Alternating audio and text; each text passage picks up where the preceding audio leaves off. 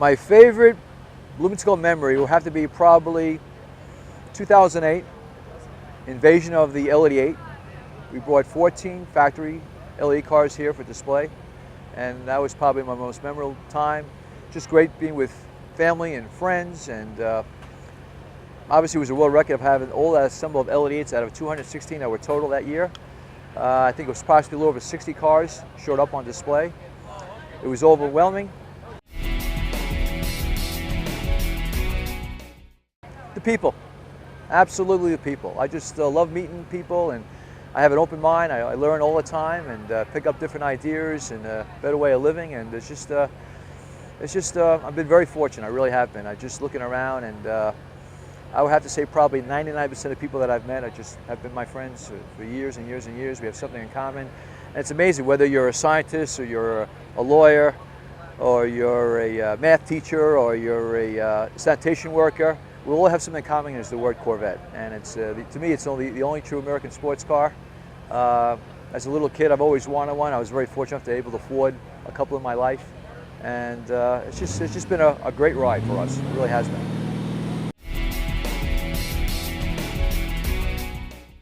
I was probably approximately maybe 8 years old, and I was coming out of my driveway, and I was with my dad holding his hand before I crossed the street, and a 1958 Corvette passed by. And how I knew it was a 58, I just remembered the chrome strips on the rear trunk area. And I asked my father, I said, "What is that, Dad?" And he says, "That's a Corvette, son." And I fell in love with that car ever since, but I remember the 58 model year because of the chrome strips in the back. And I got my first Corvette at the age of 23 years old.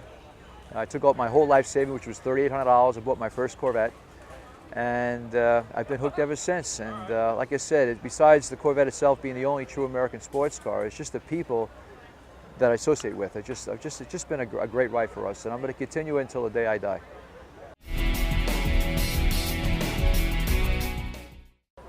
Probably the favorite Corvette of all time is a car that I happen to own today. It's a development 1966 Roger Penske Corvette that raced at Daytona in February of 1966, as well as Sebring, March of 1966.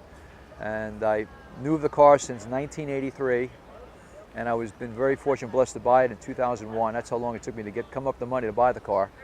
And that's probably the old time, my favorite Corvette I've ever had, and I'm lucky enough to have it. And one day, you know, if I get old and gray and I'm in a wheelchair, then maybe I will sell it. But for now, I'm going to keep that car as long as I possibly can. And I'm lucky to have that car, I really am.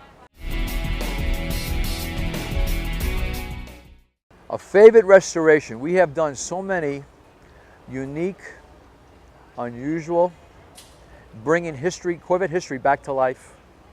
We worked on 67 factory L88 cars, one of 20. We worked on engineering development cars like the XP819 car. We did actually a drivable chassis that's functional for the street on a rear engine Corvette, which is just unheard of. And that restoration, I would always take that to my grave because it was just so unique and so difficult and so unusual. And I was fortunate to get that responsibility and project on, and we put our heart and soul in it. And it's just amazing when you see people's expression on their face and they say, "What the hell is that thing?" And you go back 2 steps, you go, "Wow!" That is one of the most difficult restorations I've done. It's one car I would always remember because it was just so unique, and it was such a challenge. And I just love a challenge. I love doing something that no one else has done before and keep pushing the envelope to the very fullest.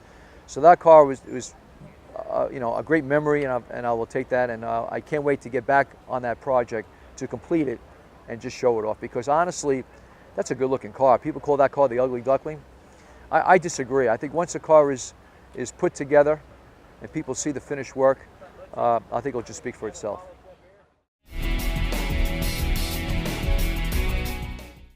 I am very fortunate and blessed to be an American, number one. And Corvette to me, it's like the New York Yankees. It's like hot dogs and apple pie. I mean, it's just, I grew up in this country. I'm very proud to be part of this country. And Corvette is a big part of my life, because as a kid, remembering these cars, I mean, let's face it, here you are, a young kid looking at a sports car, a 2-seater, that's just so sexy and so advanced in styling and performance. It's been my life. I didn't get married until I was 50 years old because I was so involved in the Corvette circle. And just being part of this whole group of just wonderful people, really I've devoted my life to it. I really have been. It's just been a passion of mine all these years. I think the C7, and I'm not a big new guy, if you know what I mean. I appreciate them. I think it's the best bang for the buck. But the C7, I think Chevrolet outdid themselves. I am really overly impressed with the styling, the engineering. I have not even driven one yet. I've sat on one. As a matter of fact, Tom Hill's nephew really taught me an education lesson. He's a kid that's approximately maybe 9, 10 years old that knew so much about this car. And it's nice that the new generation is really getting more involved in these old cars. But the C7s to me is just really, they outdid themselves, Chevrolet, and my hat goes off to them. And I hope they continue great success.